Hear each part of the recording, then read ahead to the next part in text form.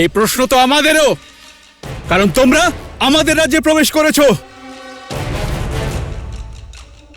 লক্ষণ,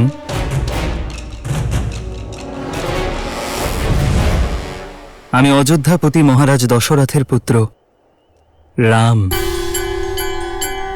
দশরথ নন্দন রাম স্বয়ং এসেছেন। এ তো উৎসবের মুহূর্ত। ওনার পদস্পর্শে দেবী অহল্যা মুক্তি পেয়েছেন।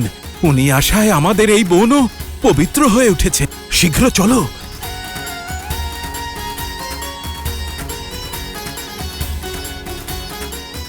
শ্রীরাম, শ্রীরাম, শ্রীরাম।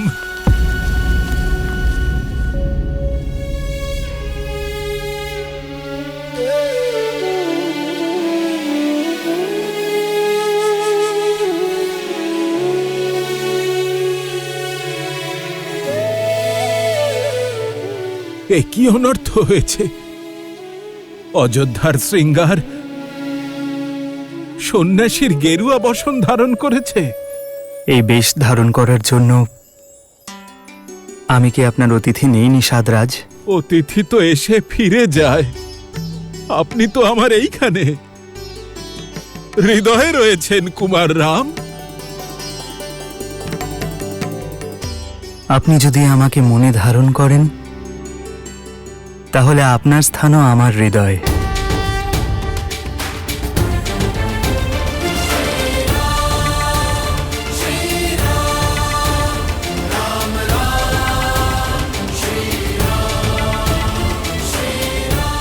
ইনি হলেন আমার স্ত্রী সীতা। প্রণাম দেবী। আর ইনি আপনার ছায়া সঙ্গী অনুজ লক্ষণ। আপনাকে স্বাগত জানাই ভ্রাতা। আপনাকে অসংখ্য ধন্যবাদ। কতদিন ধরে আপনার দর্শন অভিলাষী ছিলাম, কিন্তু আপনি এই সন্ন্যাসীর বেশ ধরে আসবেন এটা আশা করিনি। এ কি আপনার নতুন কোনো লীলা শ্রীরাম? লীলা তো কুমার ভরতের মা দেবী কৈকেয়ীর কুহক দাদা। মহারাজ দশরথকে বাধ্য করেছেন দাদাকে 14 বছরের বনবাস আর নিজের পুত্রকে, নিজের ভরতকে রাজ সিংহাসন দেওয়ার জন্য। লক্ষণ, যথাজ্ঞা দাদা। যা স্বয়ং বিধাতা লিখেছেন তার জন্য মা কৈকেয়ীকে কেন দোষ দিচ্ছ?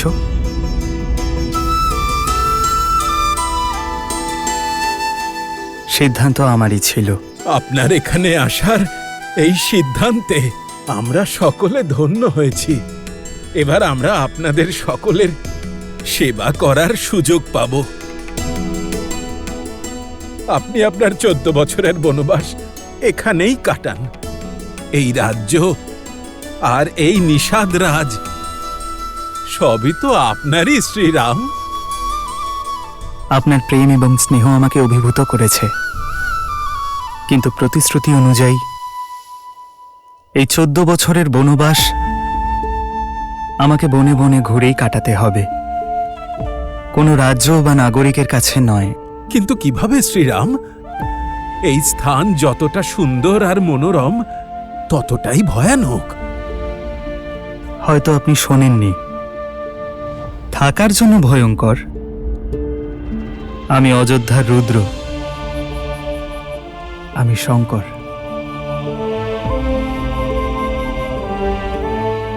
তাহলে আজ থেকে আমাকে আপনার বাহন করে নিন।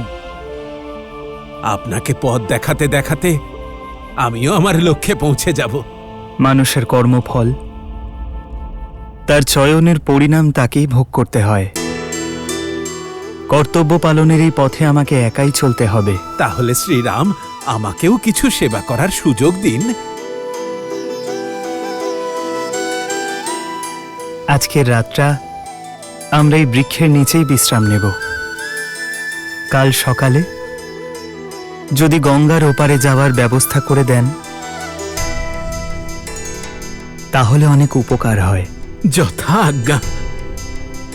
আমার মন শুধু এটা ভেবেই কষ্ট পাচ্ছে যে এক রাতের পরেই আপনার সঙ্গে বিচ্ছেদ হবে ভেবে আমার যদি এই দশা হয়, তবে মহারাজ দশরথের না জানি কত কষ্ট হচ্ছে।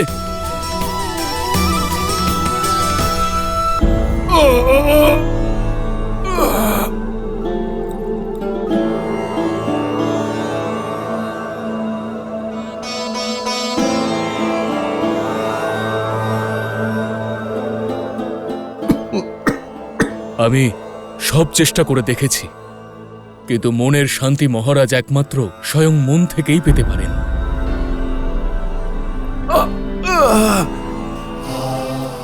মহারাজ, নিরাশ হবেন না মহারাজ। সুমন্ত্র সঙ্গে গিয়েছেন, উনি রামকে অবশ্যই ফিরিয়ে আনবেন। হ্যাঁ মহারাজ, ভাগ্য অযোধ্যার ওপর এত বড় অভিশাপ ডেকে আনবে না।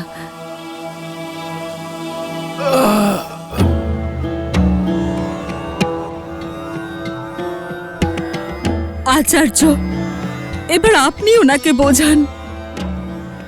মহারাজ,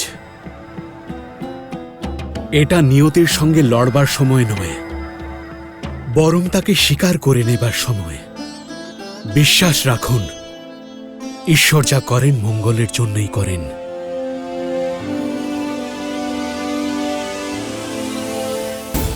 দশরথ, আমার অভিশাপ সত্য হয়েছে।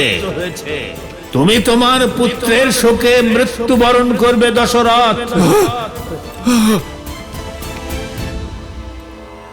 মহারাজ, চিন্তা করবেন না মহারাজ, সব ঠিক হয়ে যাবে।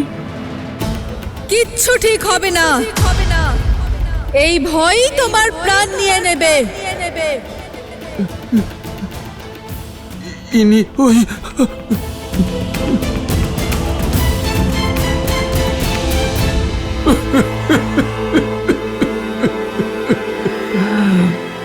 আমার অন্তিম সময় ঘনিয়ে এসেছে। আসবে না আমার রাম। বহু বছর পূর্বে আমার করা পাপের আগুনে আমার জীবনের সমস্ত পুণ্য পুড়ে ছাই হয়ে গেছে। আপনি দেখছেন তো গুরুদেব, সেই অভিশাপ এবার সত্যি হতে চলেছে। আর আমি কিচ্ছু করতে পারছি না গুরুদেব, কিচ্ছু করতে পারছি না। মহারাজ, কেমন অভিশাপ? এ হলো রামের জন্মের পূর্বের কথা। শব্দভেদ।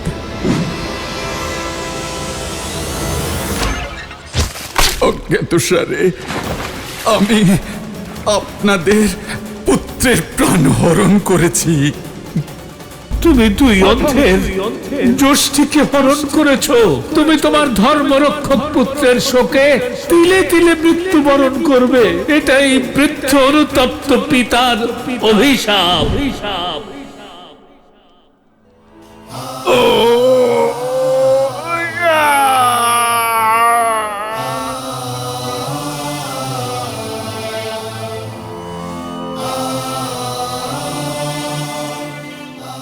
সেই অভিশাপের সর্প এবার আমায় দংশন করবে সুমিত্রা। মহারাজ, ধৈর্য ধরুন।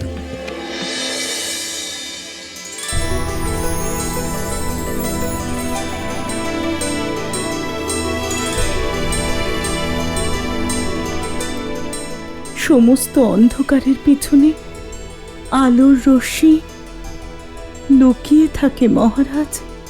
নিরাশ হবেন না আর্য, এ কথা ভুলে যাবেন না যে সেই অভিশাপ আপনার বরদান হয়ে এসেছে। আর সেই কারণে আপনার প্রাসাদে 4 পুত্রের আগমন ঘটেছে। আমার সম্পূর্ণ বিশ্বাস, রামের এই ত্যাগ ভবিষ্যতে রঘুবংশের গর্বের কারণ হয়ে উঠবে। শীঘ্রই নতুন সূর্যোদয় হবে।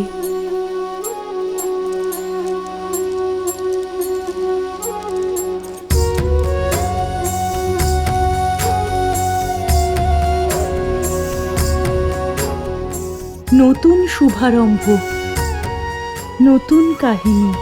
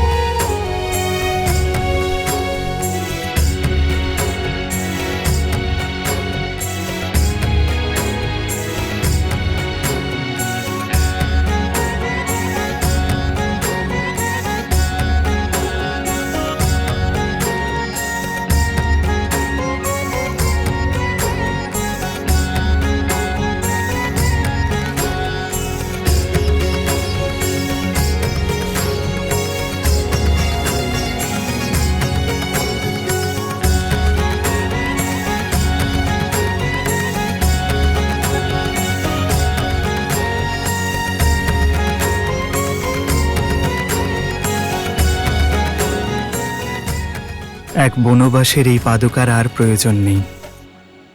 দাও দাদা।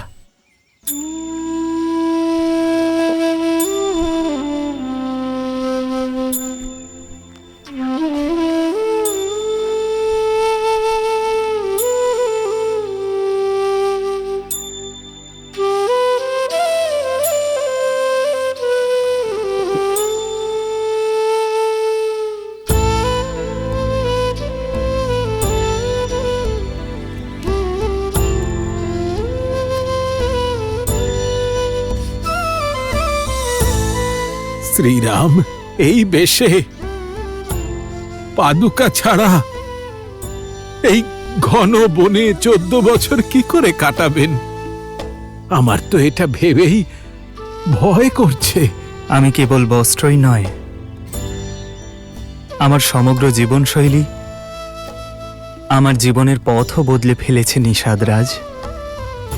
সেই বরই পেয়েছি। রাজকুমার সাধারণ মানুষের সঙ্গে মেশার সুযোগ পায় না, কিন্তু এখন আমি সাধারণ প্রজার মতোই সকলের সঙ্গে মিলেমিশে জীবনের সত্য খুঁজব। একজন বনবাসীর জীবন কাটিয়ে পিতার প্রতিশ্রুতি রক্ষা করব।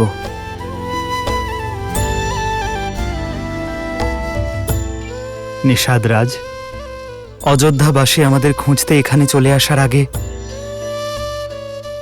আমাদের গঙ্গা পার করিয়ে দিন। মন তো মানছে না,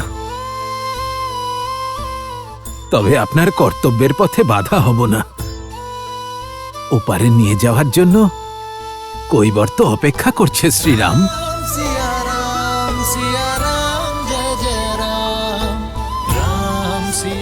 এদিকে শ্রীরাম ধর্মের পথ অনুসরণ করছিলেন, ওদিকে রাবণ গ্রহণ করেছিলেন অধর্মের পথ। দশানন, তুমি আর তোমার পুত্র পাতাল লোকে যেতে পারবে না।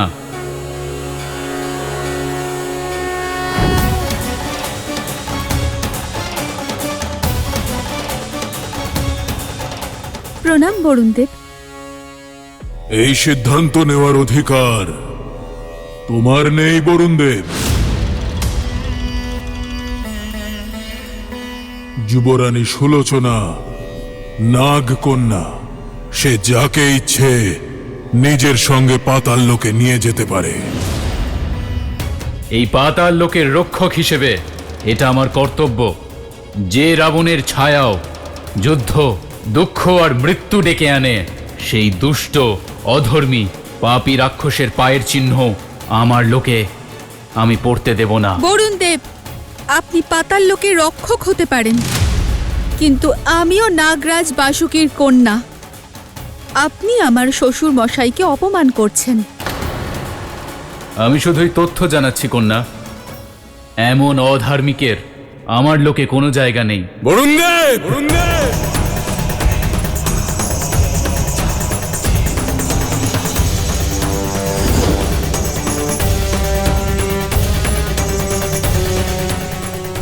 মনে হচ্ছে নিজের পিতার সম্মান রক্ষার যুদ্ধ আমাকে পাতাল লোকের দ্বার থেকেই আরম্ভ করতে হবে। নিজের কর্তব্য পালনের জন্য যদি আমাকে যুদ্ধও করতে হয় তবে আমি রাজি।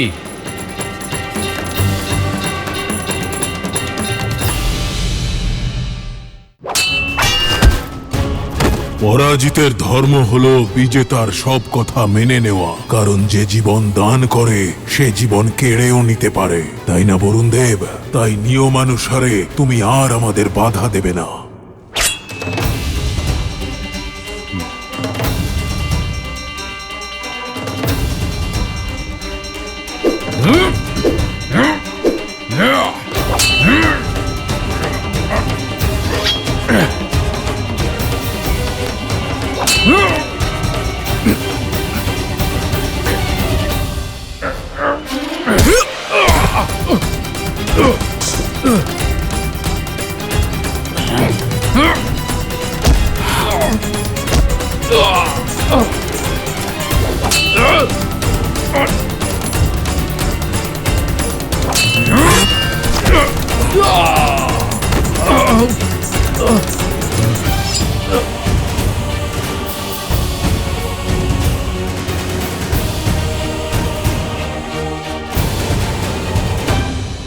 আমার পিতার অপমান এই সংসারের সব থেকে বড় পাপ বরুণ দেব, যার শাস্তি স্বরূপ তোমায় লঙ্কার কারাগারে রেখে অনন্ত সময়ের জন্য এত যন্ত্রণা দেব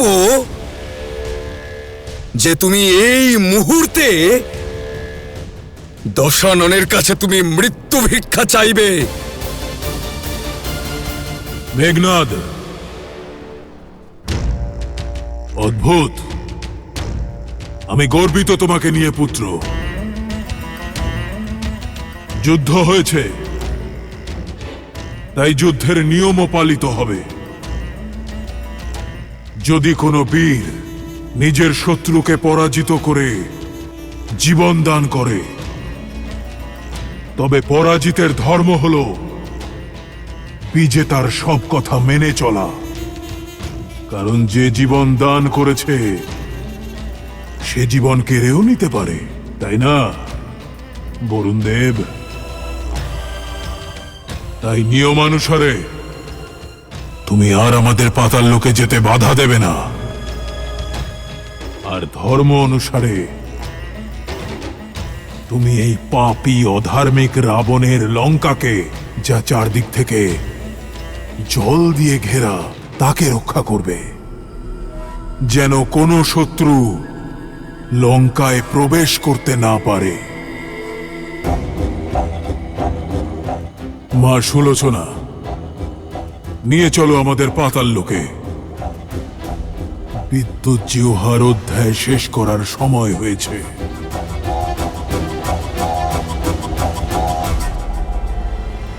সুলোচনা, আমার পিতা এবং এই লঙ্কার সম্মানের প্রশ্ন এটা। তোমার শ্বশুর এবং শ্বশুরালয়ের সম্মান রাখো।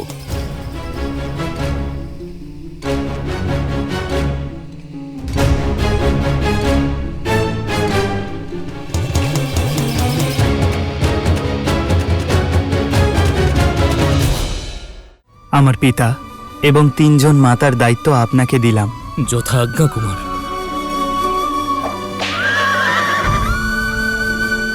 যাও, মন্ত্রী সমন্ত্রর সঙ্গে অযোধ্যা ফিরে যাও।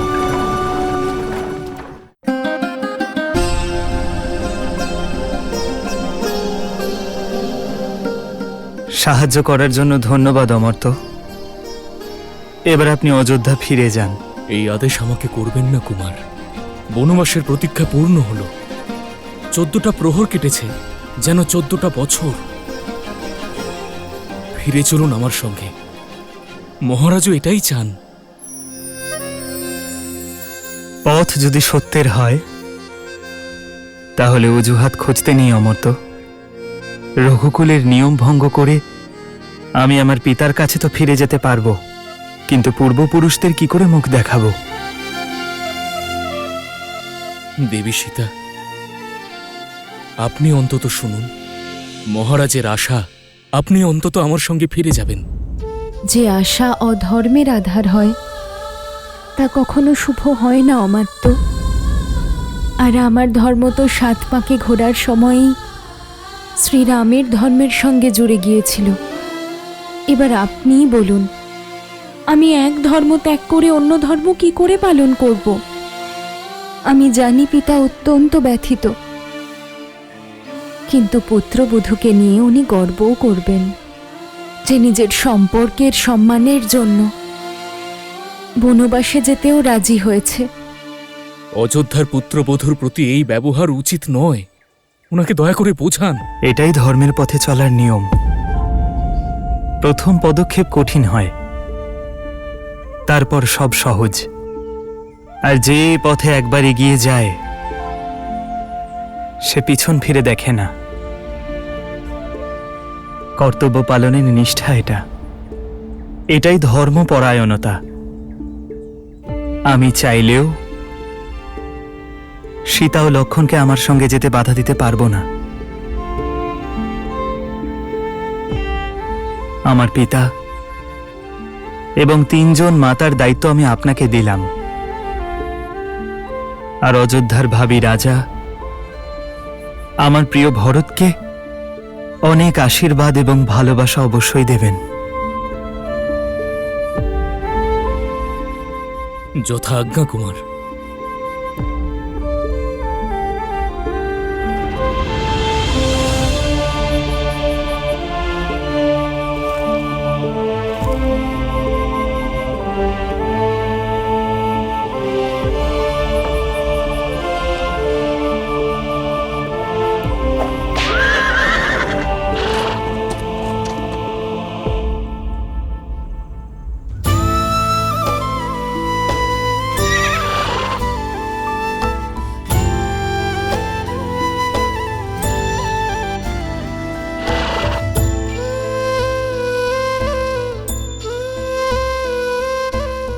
যাও, অমর্ত্য সুমন্ত্রের সঙ্গে অযোধ্যায় ফিরে যাও।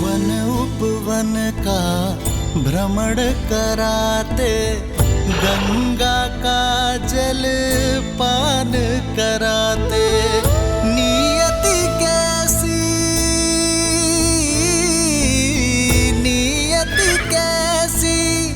विपदा लाई, नियति कैसी विपदा लाई। राम सिया राम